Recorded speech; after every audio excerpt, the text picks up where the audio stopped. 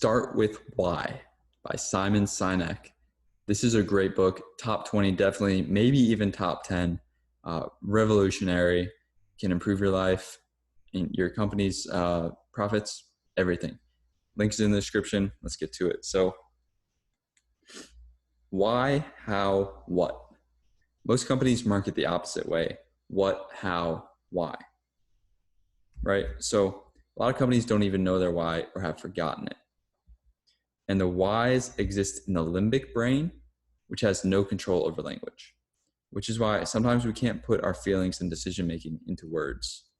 And that's why it's hard to explain the reason why we chose our spouse and why companies have such a hard time explaining their why. It's because it's in the limbic brain, which has no control over our language. So, and the whats, they exist in the neocortex part of the brain, and that controls rational thought and language, which is why, explaining what we do is so easy to explain, right? And so tipping points, big thing about tipping points is if you go for the broad markets first, the scale won't ever tip and you won't reach the mass because most people aren't early adopters. The majority trust their rational thoughts, their whats, rather than their whys. So going for niche and explaining the why gets you into the early adopter market, and they eventually help tip the scale to mass use and acceptance. This is a big thing. So we got the TiVo example, right? They went for the broad market first, and they failed to get people on board. So you got to start with niche, get those early adopters in, and then the scale will eventually tip to the mass market.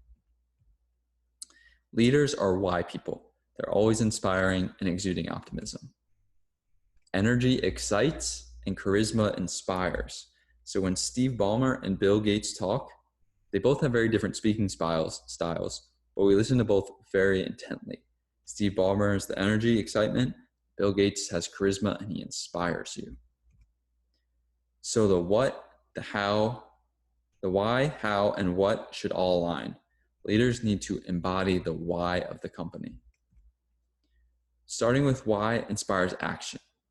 What's are short-term and they can be changed. Your reason for why is your life mission, essentially, that shouldn't be changed.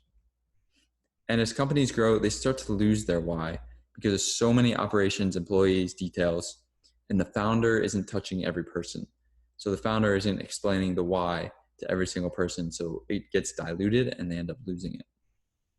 So we got the Apple example. They're the biggest why company there is. So they market based on their why first. Why? We believe in thinking differently. How?